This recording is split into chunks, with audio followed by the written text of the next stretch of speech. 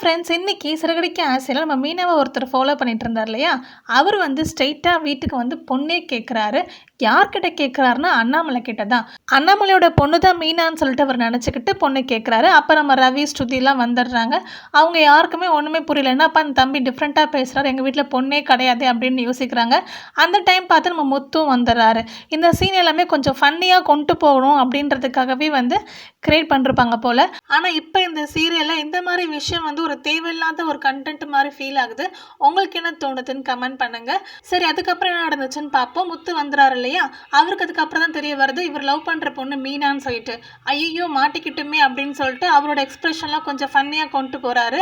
அதுக்கப்புறமேட்டு தான் சொல்கிறாரு மீனனோட ஒய்ஃப் அப்படின்னு சொல்லிட்டு. உடனே முருகருக்கு ரொம்ப ஷாக் ஆகிடுது. ஐயோ சாரிப்பா, நான் தெரியாமல் பண்ணிட்டேன், நான் உங்கள் கண்ணை மட்டும் தான் பார்த்தேன், மற்ற எதுவும் நான் பார்க்கவே இல்லைன்னு சொல்லிட்டு சாரி சிஸ்டர் அப்படின்னு சொல்லிட்டு மன்னிப்பு கேட்டு கிளம்பி போயிடுறாங்க. அதுக்கப்புறம் மீனா வந்து முத்துக்கிட்ட உங்ககிட்ட வந்து யாராவது லவ் பண்ணுறாங்கன்னு சொன்னாங்கன்னா தேவையில்லாமல் எந்த பொண்ணுன்னு கேட்டுட்டதுக்கு அப்புறமேட்டு தான் ஐடியா கொடுக்கணும், இப்படி பண்ணலாமா அப்படின்னு சொல்லிட்டு அவங்க ஒரு ஃபன்னியாக ஒரு டிஸ்கஷன் 2 பேத்துக்கும் போகுது. அதுக்கப்புறம் மனோஜ் ரோகிணி வீட்டுக்கு வராங்க. அவங்க எல்லாருக்குமே ஸ்வீட் கொடுக்குறாங்க. ஏன்னா வந்து அவங்க 10 lakhs கிட்ட ப்ராஃபிட் வந்துச்சு இல்லையா? அதனால வந்து வீட்டில் எல்லாத்தையுமே சொல்லிட்டு ஸ்வீட்ஸ்லாம் கொடுக்குறாங்க. இப்போ அடுத்த வாரம் நடக்க போகுதுன்னா நம்ம ரோகிணி வந்து கிறிஷ்குட்டியை வந்து ஸ்கூலில் கொண்டு போய் சேர்க்க போகிறாங்க. அந்த இடத்துக்கு அண்ணாமலை வேலைக்கு வர போகிறாரு. இப்போ 2 பேருமே மீட் பண்ணிக்க போகிறாங்க. ஆனால் ரோகிணி எஸ்கேப் ஆகுறாங்களா இல்லை மாட்டிக்கிறாங்களான்றதை வெயிட் பண்ணி தான் பார்க்கணும்.